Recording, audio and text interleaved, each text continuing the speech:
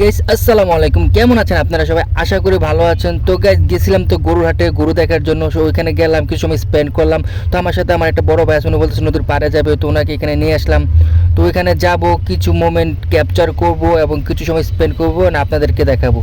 তো let's go.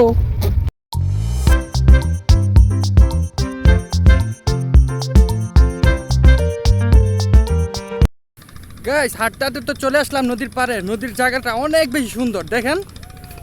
ইয়ো।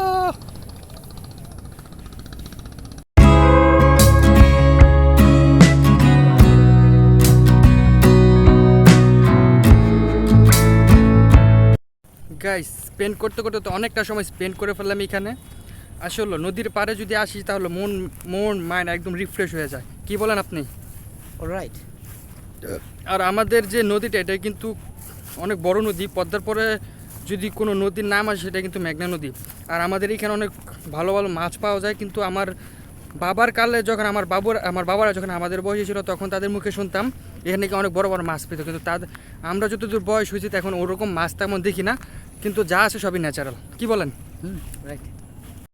मैं सांस लेती हूँ तेरी खुशबू आती है एक महका महका सा पैगाम लाती है मेरे दिल की धड़कन भी तेरे गीत।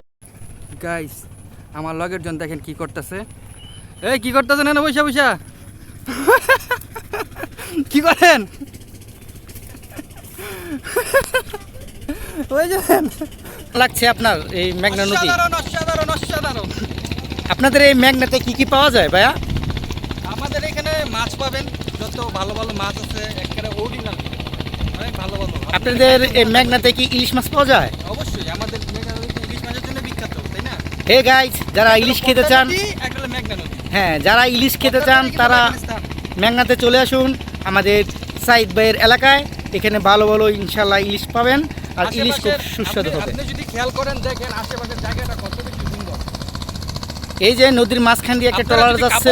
আপনারা যদি কাপল হন তাহলে যদি বিকেল টাইমে এরকম জায়গায় আসেন, আসলে কিন্তু অনেক বেস্ট একটা ফিল পাবেন, মোমেন্ট পাবেন। জাস্ট যারা এই ভিডিওটা দেখছেন ভাইরা, আমাদের সাইদ ভাইকে ফলো করবেন। तुझे ढूंढ ढूंढ के रोया था मैं तू ना। গাইস এমন সময় আসছি বৃষ্টি শুরু হয়ে গেছে, তো কি করব, বাসায় চলে যেতে হইতেছে। তো যাই হোক, যতটুকু সময় কাটিয়েছে অনেক বেশি ভালো লাগছে, আপনাদের সাথে শেয়ার করতে চেয়েছিলাম, হয়তো তেমন তা পারি নাই। তারপর আমাদের স্পেন্ড অনেক বেশি ভালো লাগছে। কেমন লাগছে আপনার এত দূরটা এসে এরকম? অসাধারণ, বলে বোঝানো যাবে না। তো গাইজ আজকে ভিডিওটি ছিল এই পর্যন্তই, শর্ট এবং সিম্পল, জানি তেমন কিছু হয় নাই। তারপর যদি ভালো লাগে লাইক করবেন, কমেন্ট করবেন, আমাদের ইউটিউব চ্যানেলটাকে সাবস্ক্রাইব করবেন এবং ফেসবুক পেজটাকে ফলো করবেন। তো ভালো থাকবেন, সুস্থ থাকবেন, আল্লাহ হাফেজ, বাই বাই।